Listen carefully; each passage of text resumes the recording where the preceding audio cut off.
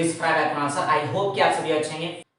Friend, जैसा कि आप जानते हैं कि जैक बोर्ड रांची के द्वारा जो है 12th क्लास इंग्लिश कोर के मॉडल सेट को रिलीज कर दिया गया है और उसी का आज हम लोग यहाँ पे सॉल्यूशन करेंगे। फ्रेंड, यदि आप इस चैनल पर नए हैं तो सबसे पहले आप इस चैनल को सब्सक्राइब कर लें, बेल आइकन को भी प्रेस कर लें फ्रेंड, ताकि मेरे वीडियो का नोटिफिकेशन आप तक पहुंच सके। फ्रेंड, यदि आपको 12th क्लास इंग्लिश कोर के मटेरियल को यदि जरूरत है तो आप इसके प्लेलिस्ट में जाएं और वहां पे आप चेकआउट करें, आपको बहुत सारा मटेरियल जो है आपको वहां से मिल जाएगी।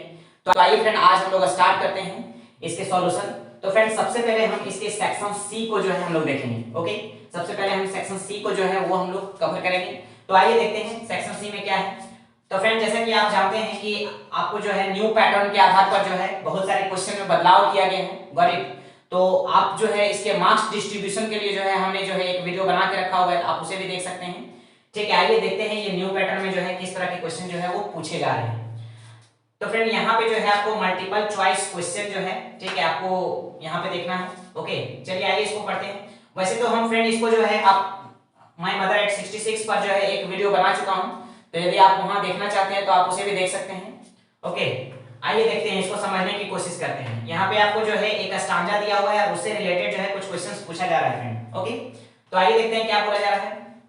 Driving from my parents home to coaching last Friday morning. ठीक है फ्रेंड, यहाँ पे पोएट जो है वो बोल रहा है, ठीक है, कि driving from my parents home, यानी कि अपने पेरेंट्स के घर से जो है ड्राइव करते हुए, ठीक है, टू कोचिंग, मतलब कि कोचिंग की ओर, ठीक है, अपने पेरेंट्स होम से जो है ड्राइव करते हुए जो है कोचिंग की ओर जो है जा रहा है लास्ट फ्राइडे मॉर्निंग।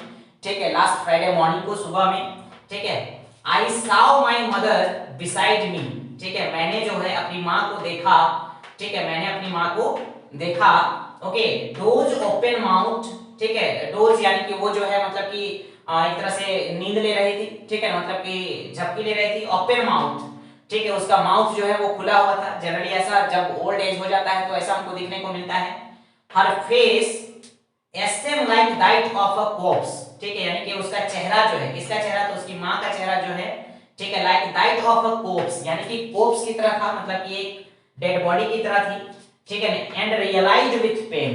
ठीक है, और इस तरह से जब यहाँ पे पोएट जो है जब अपनी माँ को देखती है, ठीक है, तो उसको जो है मतलब कि बहुत ही पेन मतलब कि होता है, रियलाइज होता है। ओके, माँ के कंडीशन को देख करके। Got it. तो फ्रेंड, आपको ये समझ में आ गया होगा। इससे रिलेटेड जो है वो आपका कुछ क्वेश्चंस मतलब कि यहाँ पे पूछा गया है। ठीक है, तो पहले क्या होता था फ्रेंड कि आपको जो है यहाँ पे सेंटेंस में आपको लिखना पड़ता था, लेकिन अब क्या है और इजी कर दिया गया है। और अब आपको क्या करना पड़ता है कि ऑप्शन दे दिया गया है, 4 ऑप्शन दे दिया गया है। 4 ऑप्शन में से क्या करना है कि आपको जो सही वाला जो है उसे टिक करना है। ओके, तो आइए हम लोग देखते हैं इसको। ठीक है, तो वैसे तो मैं इसे बना चुका हूं फ्रेंड, तो आप जितने भी रेगुलर स्टूडेंट हैं, खास करके जो रेगुलर क्लास करते हैं, ठीक है, उनके लिए बहुत ही इजी है। ठीक है, तो यहाँ पे पूछा जा रहा है फ्रेंड कि नेम द पोएम। ठीक है, नेम द पोएम, यानी कि ये जो स्टांजा अभी हमने जो पढ़ा, ठीक है, तो ये कौन से पोएम से रिलेटेड है। ठीक है, तो चूंकि ये क्वेश्चन जो है फ्रेंड मैं रेगुलर स्टूडेंट के लिए छोड़ता हूं, ठीक है, आप मुझे कमेंट सेक्शन में बताएंगे कि ये पोएम जो है, ठीक है, नेम द पोएम, यानी कि ये स्टांजा जो है ये कौन से पोएम का है। तो मुझे कमेंट सेक्शन में जरूर इसे बताइएगा। मैं देखना चाहता हूं कि आखिर रेगुलर स्टूडेंट को जो मैंने पढ़ाया है तो वो किस हद तक पढ़े हैं, कितना जानते हैं वो मुझे जरूर कमेंट सेक्शन में बताइएगा। ये मैं रेगुलर स्टूडेंट के लिए छोड़ देता हूं। ओके, चलिए आइए नेक्स्ट क्वेश्चन को देखते हैं। Who has composed the given poem. Who has composed the given poem, यानी कि ये जो पोएम जो है, ठीक है, वो किसने कंपोज किया है, किसने तैयार किया है, यानी किसने लिखा हुआ है। ठीक है, यानी कि ये जो पोएम आप जो देख रहे हैं, ठीक है, बोलता है तो ये पोएम किसने कंपोज किया है। ओके, तो देखिए ये पोएम किसने कंपोज किया है, आपको 4 ऑप्शन दिया गया है। ठीक है, पहला ऑप्शन है कमला दास, उसके बाद सरोजनी नायडू, फिर पाब्लो नेरुदा और डी में दिया हुआ है जॉन केट्स। तो आप मुझे बताएंगे कि यहाँ पे इसका कौन सा आंसर होगा। तो कमला दास, जी हाँ, आपने सही कहा। ठीक है, ये क्या हो जाएगा, कमला दास। जितने भी रेगुलर स्टूडेंट हो गए वो फटाफट इसका आंसर देंगे, ठीक है, जो रेगुलर क्लास करते हैं। ओके, आइए अब देखते हैं क्वेश्चन नंबर 22। क्वेश्चन नंबर 22 क्या बोलता है, where was the poet driving to. ठीक है, where was the poet driving to. यहाँ पे देखिए, यहाँ पे बोला जा रहा है कि ये जो पोएट जो है, ठीक है, वो कहाँ ड्राइविंग करते हुए जा रही थी। ठीक है, ड्राइविंग करते हुए कहाँ जा रही थी। तो देखिए आपको जो है इसका आंसर यहीं पे मिल जाएगा। ठीक है, यहाँ पे देखिए कि driving from my parents home, यानी कि पेरेंट्स के घर से जो है टू कोचिंग लास्ट फ्राइडे, यानी कि कहाँ पे जा रही थी, कोचिंग जा रही थी। तो आपको क्या करना है, देखिए ऑप्शन फर्स्ट में दिया है पेरेंट्स होम, ठीक है, आपको कंफ्यूज नहीं होना है, आपको पैशंस बना करके रखना है। ठीक है, वन मोर थिंग फ्रेंड, कि आपको जो है यदि आप क्वेश्चन को जानते हैं तो आप पैशंस को बना करके रखिए, धैर्य को बना करके रखिए। कभी कभी होता क्या है कि ओवर कॉन्फिडेंस के चक्कर में ना हम लोग क्या करते हैं, रॉन्ग जो है वहां पे टिक मार के और चले जाते हैं। ठीक है, और बाद में हमको एग्जाम के बाद रियलाइज होती है कि अरे हमने तो गलत कर दिया, हमने तो, मेरा तो आंसर ही रॉन्ग हो गया। ओके, तो आपको बस दिमाग को जो है वो स्थिर रखना है, पैशंस बना करके रखना है। ओके, क्योंकि यहाँ पे बहुत सारा ऑप्शन दिया है, पेरेंट्स होम भी लिखा हुआ है, ठीक है, द एयरपोर्ट, ठीक है, द सिटी, द कोचिंग, यहाँ पे इस तरह का दिया है। आप पेरेंट्स होम भी यहाँ पे कोई स्टूडेंट देखेगा कि पेरेंट्स होम यहाँ पे है तो पेरेंट्स होम टिक कर देगा। ठीक है, तो आपको कंफ्यूज नहीं होना है। ठीक है, डोंट बी कंफ्यूज, आपको अच्छे से समझना है इसको। ठीक है, क्योंकि एग्जाम में जो है एक एक मार्क्स बहुत इंपॉर्टेंट होता है। ओके, तो अब देखिए यहाँ पे क्या बोला जा रहा है कि where was the poet driving to, मतलब कि किस ओर जा रही थी। ओके, किस ओर जा रही थी, ड्राइविंग टू, और टू जो है वो क्या करता है, प्रीपोजिशन है, वो डायरेक्शन को बताता है। ठीक है, किस ओर जा रहा है। ओके, तो यहाँ पे क्या हो जाएगा आपका फ्रेंड, तो डी हो जाएगा इसका, कोचिंग की ओर। ठीक है, यहाँ पे क्या हो जाएगा आंसर, कोचिंग की ओर हो जाएगा। ठीक है, COCHING, कोचिंग। ठीक है, क्योंकि आपका यहाँ पे लिखा हुआ है। लेकिन एक और कंफ्यूजन वाली बात है कि आपको जो है यहाँ पे द एयरपोर्ट भी दे दिया है। ठीक है ना, और आप तो जान रहे हैं कि ये जो पोएट जो है वो कहाँ जा रही थी, कोचिन एयरपोर्ट जा रही थी, नहीं जा रही थी, मैंने क्लास में बताया है ना। तो अब आप देखिए यहाँ पे तो आपका ऑप्शन द एयरपोर्ट भी दिया है, द कोचिन भी दिया हुआ है। हो सकता है कि आपके एग्जाम में जो है आपको दोनों में से एक आंसर दे, हो सकता है कि कोचिन न दे और द एयरपोर्ट दे, तो द एयरपोर्ट आपको मारना है। ठीक है, द एयरपोर्ट आपको लगाना है, लेकिन आपको चूंकि यहाँ पे मेंशन किया हुआ है द कोचिंग, तो आप यहाँ पे क्या लगाएंगे, कोचिंग ही लगाएंगे। गॉट इट, आपको समझ में आ गया होगा। आइए नेक्स्ट क्वेश्चन की ओर चलते हैं। 23 में, who was sitting beside the poet, who was sitting beside the poet, यानी कि कौन बैठा हुआ था बिसाइड द पोएट। बिसाइड का मतलब होता है के बगल में। ओके, तो होता है कि पोएट के बगल में जो है वो कौन बैठा हुआ था। ठीक है, तो यदि आप स्टैंजा को यदि केयरफुली यदि स्टडी किए होंगे तो आप देखेंगे कि I saw my mother beside me, I saw my mother beside me, यानी कि उसकी मां जो है मतलब कि उसके बगल में बैठी हुई थी। तो यहाँ पे देखिए हर डॉटर, हर मदर। ठीक है, यहाँ पे देखिए हर मदर हो जाएगा। ठीक है, डॉटर सिस्टर तो है नहीं, फ्रेंड तो होगा नहीं, यहाँ पे क्या हो जाएगा, हर मदर। तो इस तरह से क्या हो जाएगा, 23 का बी हो जाएगा। ओके, आप समझने की कोशिश कीजिए। ओके, और आप वीडियो को स्किप नहीं कीजिएगा। ठीक है, स्किप नहीं कीजिएगा, आपको जो है आपको अच्छे से ध्यान देकर के मतलब कि देखना है, क्योंकि आपको सुनने से भी ना ज्यादा से ज्यादा याद हो जाएगी। ओके, फिर देखिए, a thing of beauty is a joy forever, a thing of beauty is a joy forever. थोड़ा सा फ्रेंड हम लोग डिस्कशन कर लेते हैं यहाँ पे। फ्रेंड आपने देखा कि यहाँ पे एक स्टांजा दिया हुआ है, और स्टांजा से रिलेटेड जो है वो क्या किया गया है कि आपको, ठीक है, आपको सेंटेंस में आंसर ना दे करके क्या किया गया है, यहाँ पे आपको ऑप्शन वाइज दिया है, यानी कि एमसीक्यू दिया है, और इससे रिलेटेड जो है आपको जो है 1 2 3 और 4 क्वेश्चन पूछा जा रहा है। गॉट इट, तो आपको इसको ध्यान देना है। ठीक है, कि पहले क्या होता था, ठीक है, कि हम लोग क्या करते थे कि मतलब कि सेंटेंस में आंसर देते थे, लेकिन अब क्या हो रहा है, आपको एमसीक्यू में पूछा जा रहा है। ओके, उसके बाद फिर आगे बढ़ते हैं। फिर देखिए, a thing of beauty is a joy forever. ठीक है, इट्स लवलीनेस, यहाँ पे क्या बोला जा रहा है कि अ थिंग ऑफ ब्यूटी, ठीक है, इज अ जॉय फॉरएवर, यानी कि यहाँ पे जो अ थिंग ऑफ ब्यूटी जो है वो क्या है, मतलब कि अ जॉय फॉरएवर, मतलब कि वो हमेशा जो है मतलब कि खुशी प्रदान करने वाली होती है। ठीक है, फॉरएवर का मतलब होता है हमेशा। ठीक है, और जॉय का मतलब होता है खुशी। तो ये क्या करती है, थिंग ऑफ ब्यूटी जो होती है वो क्या करती है, हमें खुशी प्रदान करती है। फिर आगे क्या लिखा हुआ है कि इट्स लवलीनेस, यानी कि इसकी जो खूबसूरती जो रहती है, इसका जो मतलब कि प्यारापन रहता है, मतलब इसकी खूबसूरती जो रहता है वो क्या होता है। तो यहाँ पे देखिए, यहाँ ऑप्शन दिया है कि इंक्रीज, फिर लिखा हुआ है डिक्रीज, ठीक है, फिर लिखा है रिमेन्स कांस्टेंट, फिर लिखा है नॉन ऑफ दिस। ठीक है, तो आई होप कि आपको ये बहुत इजी लग रहा होगा यदि आप रेगुलर क्लास करते होंगे तो। Got it. ठीक है, यहाँ पे क्या हो जाएगा कि इसकी जो खूबसूरती जो रहती है वो इंक्रीज होती है। ठीक है, इंक्रीज का मतलब होता है बढ़ना। ठीक है, वो समय के साथ जो है वो क्या होता है, ठीक है, वो बढ़ते चली जाती है। गॉट इट, तो इसका क्या हो जाएगा, 24 का ए हो जाएगा। गॉट इट, आई होप कि आपको समझ में आ रहा होगा। मैं एक एक क्वेश्चन को ना मैं आपके दिमाग में ना सेट कर दूंगा, आप बस वीडियो को जो है लगातार देखते रहें। ठीक है, 12th क्लास इंग्लिश का जो है जितने भी इंपॉर्टेंट क्वेश्चन आंसर जो है वो सब का सब मैं आपको दे दूंगा। ओके, फिर 25 नंबर के क्वेश्चन में आते हैं। देखिए, रेफरिंग टू द पोएम, यानी कि रेफरिंग टू द पोएम मतलब कि पोएम को जो है सूचित करते हुए, पोएम को बताते हुए जो है, an elementary school classroom in a slum, यहाँ पे जो आपको पोएम जो दिख रहा है कि an elementary school classroom in a slum जो दिख रहा है, तो वो बोलता है कि where are the children sitting, यानी कि इस पोएम में जो है तो बच्चे लोग जो है वो कहां पे बैठे हुए हैं, बच्चे लोग कहां पे बैठे हुए हैं। Got it. तो देखिए आपका इसका आंसर देखिए क्या दिया हुआ है, ऑप्शन देखिए क्या दिया हुआ है, इन द प्लेग्राउंड, यानी कि प्लेग्राउंड में बैठे हुए हैं। फिर दिया हुआ है इन द क्लासरूम, क्लासरूम में बैठे हुए हैं। फिर क्या दिया हुआ है, बी इन द, फिर क्या हो जाएगा, सॉरी यहाँ पे ए बी, यहाँ पे सी हो जाएगा। ओके, तो क्या हो जाएगा, इन द प्लेग्राउंड, फिर लिखा है इन द क्लासरूम, सी में लिखा हुआ है इन द सिनेमा हॉल, और उसके बाद डी में क्या लिखा हुआ है, इन द स्कूल बरामदा, इन द स्कूल बरामदा। ओके, तो जो लोग इसको पढ़ चुके हैं अच्छे से वो बिल्कुल सही जवाब देंगे। ठीक है, यदि आप इसे नहीं पढ़े हुए तो कोई बात नहीं है, आप इसको यहाँ पे ध्यान से देखिए। ठीक है, आपको जो है सब समझ में आ जाएगा। तो ये लोग बच्चे जो है कहाँ पे बैठे हुए, तो इन द क्लासरूम में। Very good. ठीक है, ये क्या हो जाएगा, इन द क्लासरूम में। ओके, नेक्स्ट क्वेश्चन की ओर चलते हैं, देखते हैं फ्रेंड। Question number 26। ओके, देखिए लिखा हुआ है, who was sitting at the back of the elementary classroom. Okay, यहाँ पे क्या बोला जा रहा है कि हु वाज सिटिंग, कौन बैठा हुआ था, at the back of the elementary classroom, यानी कि जो एलिमेंट्री क्लासरूम था उसके पीछे जो है वो कौन बैठा हुआ था, ये भी मैंने क्लास में बता दिया है। ठीक है, तो देखिए ऑप्शन आपका क्या दिया हुआ है, a girl, an old lady, फिर स्वीट एंड यंग बॉय, और डी में आपका दिया है पेपर सीविंग बॉय। ओके, तो इसका हो जाएगा आपका सही आंसर, वो हो जाएगा सी। ठीक है, sweet and young boy. Okay, ये जो है बैठा हुआ था मतलब कि back of the elementary classroom में। Got it. नेक्स्ट 27 नंबर का क्वेश्चन को देखते हैं friend. What are the things of beauty. ठीक है, मतलब कि वो थिंग्स ऑफ ब्यूटी जो है क्या क्या है।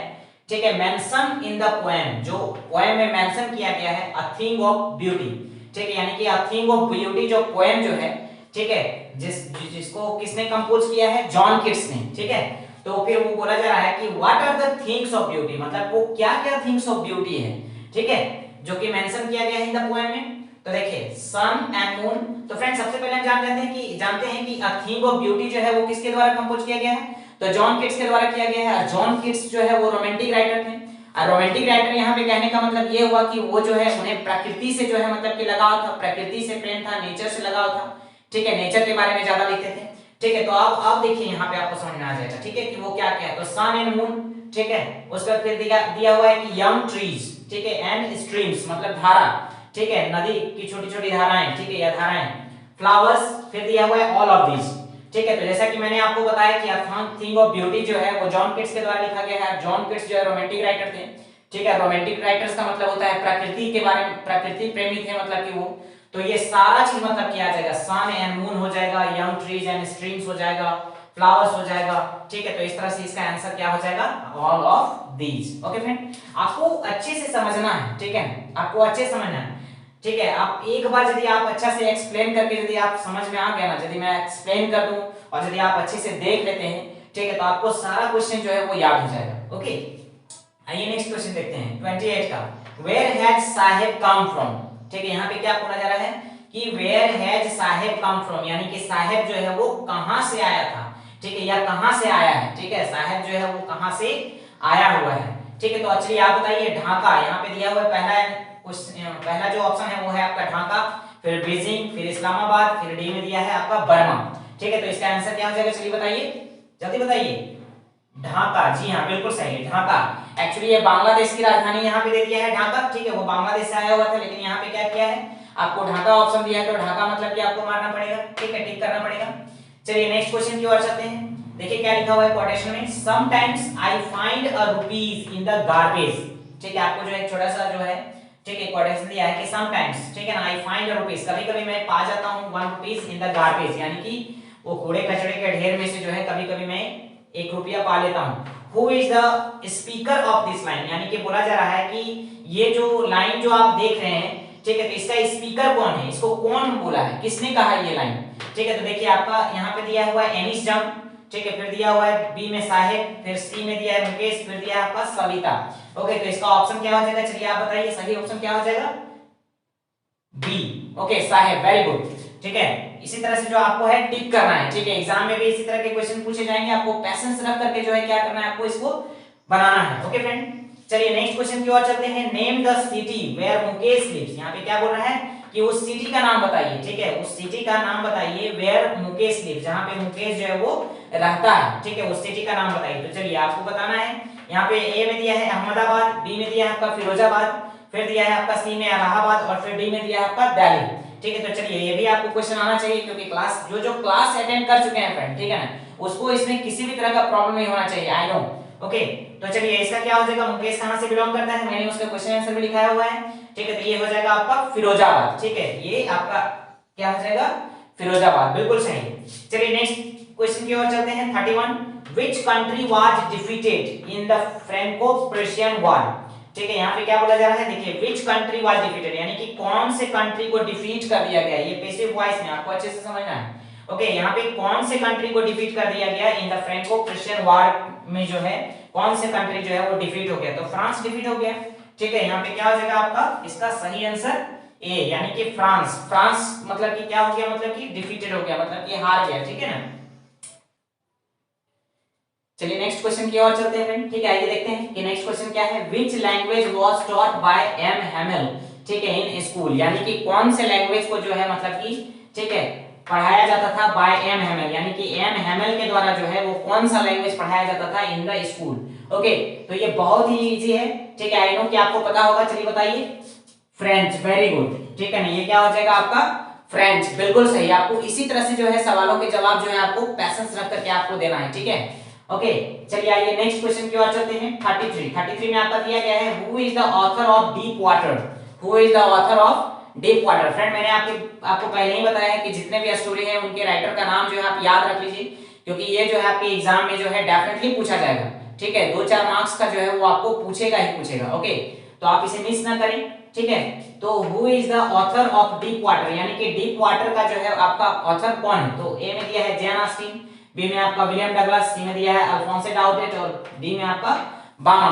ओके, तो आपका इसका आंसर क्या हो जाएगा, राइट आंसर हो जाएगा बी, विलियम डगलस, क्या हो जाएगा, विलियम डगलस। आई नो कि आप बहुत ही अच्छी तरीके से समझ रहे हैं, ठीक है, मुझे पता है, ठीक है, कि आपको सारा का सारा आंसर आता है, बट फिर भी आप इसको जो है आप सुन लीजिए, क्योंकि सुनने से जो है एकदम कंफर्म हो जाता है, आपको हमेशा के लिए याद रहेंगे। ओके, चलिए आइए नेक्स्ट क्वेश्चन की ओर चलते हैं। 34 Indigo is an excerpt from which book of the author, ठीक है, यहाँ पे बोला जा रहा है कि इंडिगो जो है एक मतलब कि एक एग्जांपल है, ठीक है ना, एक एक्सेप्ट है, उदाहरण है, ठीक है, from which book of the author, मतलब कि कौन से बुक, मतलब कि कौन से ऑथर के बुक से जो है मतलब कि इसको जो है लिया गया है इंडिगो को। तो देखिए the life of Mahatma Gandhi, ठीक है, ए में दिया है, बी में दिया है मैन एंड पॉलिटिक्स, सी में दिया है लाइफ एंड लेनिन, उसके बाद डी में दिया है of man and mountain. Got it. तो आप चलिए इसका आंसर क्या हो जाएगा, the life of Mahatma Gandhi, the life of Mahatma Gandhi. Don't be confuse, ठीक है ना, ये आपको जो है कंफ्यूजन नहीं होना चाहिए किसी भी तरह का, ठीक है। इंडिगो जो है वो is an excerpt from which book, कौन से बुक से, कौन से ऑथर के बुक से लिया गया है, तो the life of Mahatma Gandhi. Okay, next question की ओर चलते हैं friend. Who was Rajkumar Shukla, ठीक है, ये इंडिगो का ही मतलब कि कैरेक्टर है, तो हु वाज राजकुमार शुक्ला, तो राजकुमार शुक्ला कौन थे, हम लोग पढ़ चुके हैं पहले ही, ठीक है, गवर्नमेंट ऑफ ऑफिशियल्स, ठीक है ना, उसके बाद दिया है बी में अ पुअर पीजेंट, सी में दिया है लॉयर और फिर डी में दिया है आपका पॉलिटिशियन, ठीक है। तो इसका आंसर क्या हो जाएगा, अ पुअर पीजेंट, बिल्कुल सही, ठीक है। आपको इसी तरह से जो है सवालों के जवाब जो है आपको देना है, ठीक है। 36 who is the writer of we too are human beings, ठीक है, यहाँ पे दिया है, ये जो क्वेश्चन में आपको लिखा हुआ है, ठीक है, तो बोलता है कि इसके राइटर जो है वो कौन है, मानते हैं कि we too are human beings, ये जो लिखा हुआ है तो इसके राइटर कौन है, जेटकला सा, फिर बामा, फिर दिया हुआ है जॉन अपडाइक, फिर दिया है कार्की, तो इसके राइटर कौन हो जाएगा फ्रेंड, तो इसके राइटर हो जाएगा आपका बामा। ओके, आई होप कि आपको समझ में आ रहा होगा, ठीक है। आपको इसी तरह से 1 बाय 1 करके जो है आपको इस तरह से सवालों के जवाब जो है आपको देने हैं। नेक्स्ट क्वेश्चन की ओर चलते हैं फ्रेंड, आइए देखते हैं नेक्स्ट क्वेश्चन क्या है। Question number 37 who is the main character of the story the tiger king, ठीक है, यानी कि इसमें से जो है, यानी स्टोरी द टाइगर किंग जो है, तो इसमें से मेन कैरेक्टर जो है आपका कौन सा है, ठीक है ना। तो चलिए ऑप्शन नंबर ए देखिए, ए में क्या लिखा है, the Maharaja of Pratibandapuram, next में लिखा है बी में द महाराजा ऑफ शांतिपुरम, सी में लिखा है द महाराजा ऑफ शक्तिपुरम और फिर डी में लिखा है आपका नन ऑफ द एबव, ठीक है। इस तरह के क्वेश्चन में जो है अक्सर जो है स्टूडेंट जो है वो कंफ्यूज कर जाते हैं, ठीक है, कि प्रतिबंधपुरम था कि शांतिपुरम था कि शक्तिपुरम था। लेकिन जिन्होंने भी क्लास किया है उनको 1% भी डाउट नहीं होना चाहिए। एम आई राइट? सही कहा ना? बिल्कुल, ठीक है। तो यहाँ पे क्या हो जाएगा इसका answer? The Maharaja of Pratipuram. Very good, ठीक है। इसका आंसर क्या हो जाएगा? The Maharaja of Pratipuram. ये होता है रेगुलर क्लास करने के फायदे, ठीक है। क्वेश्चन देखने के बाद जो है तुरंत दिमाग में आ जाते हैं कि कौन सा सही होगा और कौन सा गलत होगा। ओके, आइए नेक्स्ट क्वेश्चन की ओर देखते हैं। 38, who was Jhansi in going places?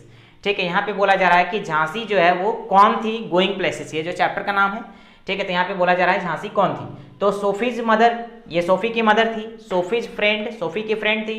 सी में बोला जा रहा है सोफीज की सिस्टर, सोफी की सिस्टर थी। और डी में बोला जा रहा है सोफीज की टीचर। तो कौन थी आपको तो पता ही होगा, ठीक है। क्या हो जाएगा? सोफी की फ्रेंड। सोफी की फ्रेंड कौन थी? तो झांसी थी। Got it? आइए 39, क्वेश्चन नंबर 39 को देखते हैं। How many years ago did Gondwana exist? ठीक है, यहाँ पे क्या बोला जा रहा है कि कितने सालों पहले जो है गोंडवाना का जो है मतलब कि एग्जिस्टेंस था, मतलब कि उसका अस्तित्व मतलब कि था। ठीक है, तो ये भी हम लोगों ने पढ़ चुका है। यहाँ पे ऑप्शन ए में दिया हुआ है 50 मिलियन ईयर्स, बी में दिया है 650 मिलियन ईयर्स, सी में दिया हुआ है 60 मिलियन ईयर्स और डी में आपका दिया है 70 मिलियन ईयर्स। तो इसका राइट आंसर क्या हो जाएगा फ्रेंड? तो इसका राइट आंसर हो जाएगा बी, 650 मिलियन ईयर्स एगो पहले जो है गोंडवाना का जो है वो अस्तित्व था। Got it? तो आइए फ्रेंड अब चलते हैं हम क्वेश्चन नंबर 40 की ओर। ठीक है, 40 में क्या देखते हैं? देखिए लिखा हुआ है कि who was doctor Sadao. Okay, who was doctor Sadao.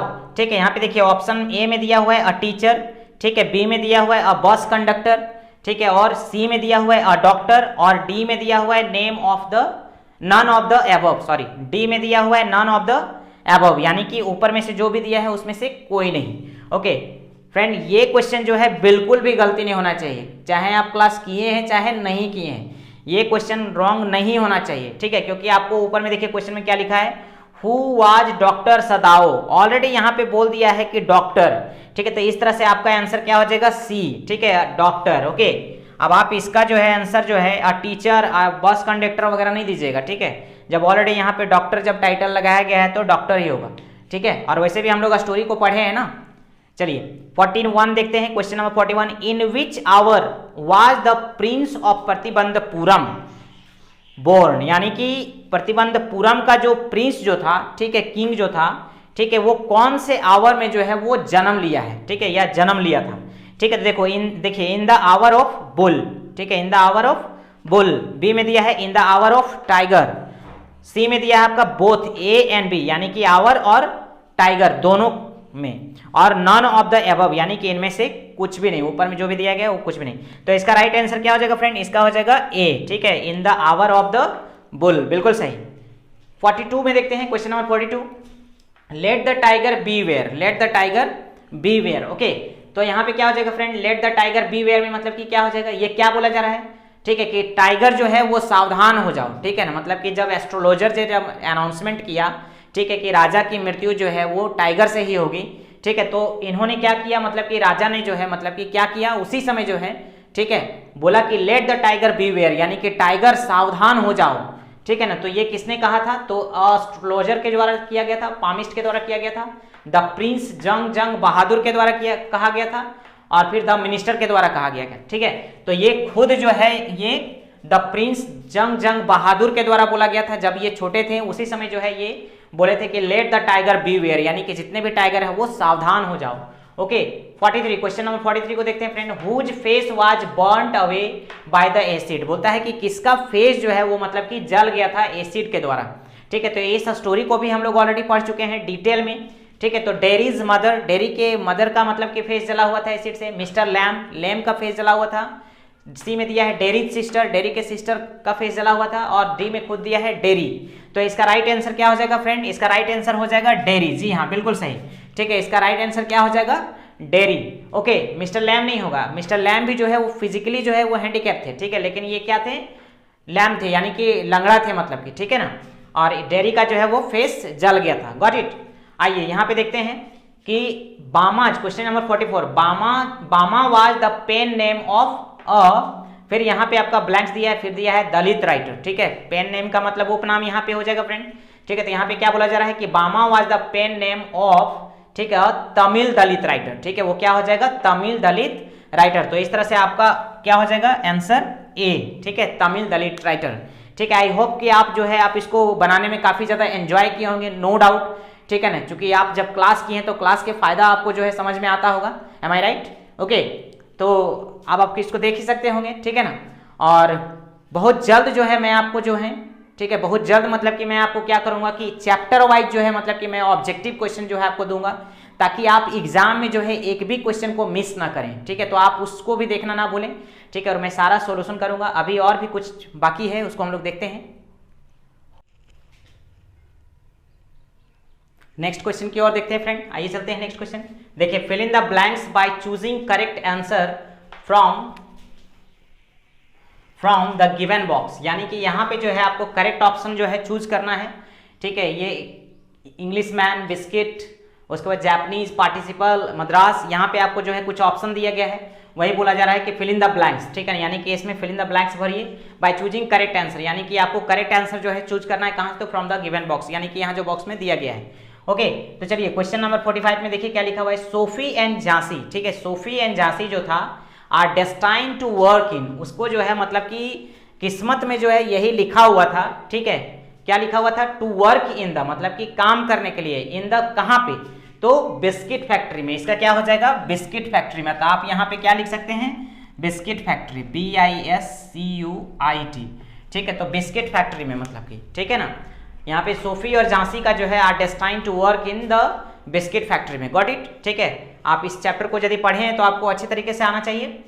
Okay, question number 46 को देखते हैं, ठीक है। Most of the arable land, ठीक है, एरेबल लैंड का मतलब होता है कि वैसा लैंड, मतलब वैसा भूमि, ठीक है, जिसमें खेती किया जा सके। तो most of the arable land जो था इन द चंपारण डिस्ट्रिक्ट में वाज डिवाइडेड, वो डिवाइडेड था इनटू लार्ज स्टेट, वो बड़े बड़े भूमिखंडों में जो है डिवाइडेड था, ओन्ड बाय, ठीक है, वो किसके द्वारा मतलब कि वो संचालित होता था, कौन मालिक था उसका, तो उसका था इंग्लिश मैन, ठीक है। आपका क्या आ जाएगा आंसर, इंग्लिश मैन। यहाँ पे आपको इस तरह से चूज करके जो है आपको यहाँ पे वर देना है, गॉट इट, कौन था, इंग्लिश मैन था। नेक्स्ट देखिए 47, क्वेश्चन नंबर 47, ठीक है, डॉक्टर सदाओ हॉकीज हाउस, ठीक है, यानी कि डॉक्टर सदाओ का घर जो था वाज बिल्ट, ठीक है, वो बना हुआ था on the spot of the, तो कौन से कोस्ट हो जाएगा यहाँ पे, जापानीज, ठीक है, वो जापानीज कोस्ट मतलब हो जाएगा, ठीक है, वो क्या हो जाएगा, जापानीज कोस्ट मतलब की हो जाएगा आंसर, ठीक है। आप इसको पढ़े हुए, इस तरह के भी क्वेश्चन पूछे जाएंगे, 1 2 3 4 5 मार्क्स के जो है आपका फिल इन द ब्लैंक्स पूछा जाएगा फ्रेंड, ठीक है। तो आपको जो है इसको भी ध्यान से मतलब देखना है। क्वेश्चन नंबर 48 को देखते हैं, फ्रेंच वाज एक्सपेक्टेड, यानी कि फ्रेंच से जो है एक्सपेक्ट किया गया था टू बी प्रिपेयर्ड विथ, ठीक है, उसको तैयार करने के लिए, तो क्या, तो आपका हो जाएगा आंसर यहाँ पे पार्टिसिपल, ठीक है, क्या हो जाएगा यहाँ पे पार्टिसिपल। ओके, तो आप यहाँ पे पार्टिसिपल जो है वो आप लिख सकते हैं यहाँ पे, participle for school that day, यानी कि उस दिन फ्रेंच को जो है स्कूल के लिए क्या बोला गया था, तो पार्टिसिपल जो है वो तैयार करके लाने के लिए बोला गया था। ओके, अब देखते हैं question number 49, when the 100 tiger was not found, ठीक है, यहाँ पे बोला जा रहा है कि जब 100 टाइगर यानी 100वां टाइगर जो नहीं पाया गया, ठीक है, द दीवान जो है ब्रॉट अ टाइगर, तो दीवान जो है मतलब कि एक टाइगर लाया, ठीक है, फ्रॉम द पीपल्स पार्क, ठीक है ना, फ्रॉम द पीपल के पार्क से जो लाया वो कहाँ से, कौन सा प्लेस था, तो इन मद्रास, ठीक है, लास्ट ये बच गया है, तो ये इसी का हो जाएगा, यहाँ पे क्या हो जाएगा, मद्रास, मद्रास, ठीक है। तो आपको जो है इस तरह के भी क्वेश्चन पूछे जाएंगे, आप पैशंस रख करके जो है आप इसको बनाइएगा, तो आपको जो है सारा जो है सॉल्व हो जाएगा फ्रेंड, ठीक है। और मैं जो हूँ चैप्टर वाइज जो है बहुत जल्द जो है मतलब कि मैं चैप्टर वाइज इसी तरह से जो है MCQ हम बनाने वाले हैं, ठीक है ना। तो इससे क्या हो जाएगा फ्रेंड कि आपका एक भी क्वेश्चन आंसर जो है ना वो छूटेगा नहीं, ठीक है। मैं तो अभी तक बोलता आ रहा था कि मतलब कि आपको 80+ लाना है, लेकिन अब जो है इसके सिलेबस को देखने के बाद मैं यही कहूंगा कि अब आपको जो है वो 90+ लाना है, ओके, 90+, और वो जो है लाया जा सकता है। रहा सवाल मटेरियल का, तो आप मेरे चैनल पर बने रहिए, आपको सभी प्रकार का मटेरियल जो है, ठीक है, हर तरह का जो है मटेरियल जो है वो आपको प्रोवाइड कर दिया जाएगा, ठीक है, आपको एक भी क्वेश्चन आंसर नहीं छोड़ा जाएगा, गॉट इट। आपको इतना ज़्यादा मटेरियल दे दिया जाएगा कि आपके अंदर से ना कॉन्फिडेंस जो है वो बोलने लगेगा, आपको जो है कॉन्फिडेंस आ जाएगा, गॉट इट। तो एक और रिक्वेस्ट मैं आपसे करता हूं कि इस वीडियो को जो है कम से कम एटलीस्ट जो है अपने स्टूडेंट, अपने फ्रेंड तक जो है उसको शेयर करें, ताकि वो भी जो है इनसे बेनिफिटेड हो सके। तो फ्रेंड मिलते हैं नेक्स्ट वीडियो में, टिल देन बाय बाय।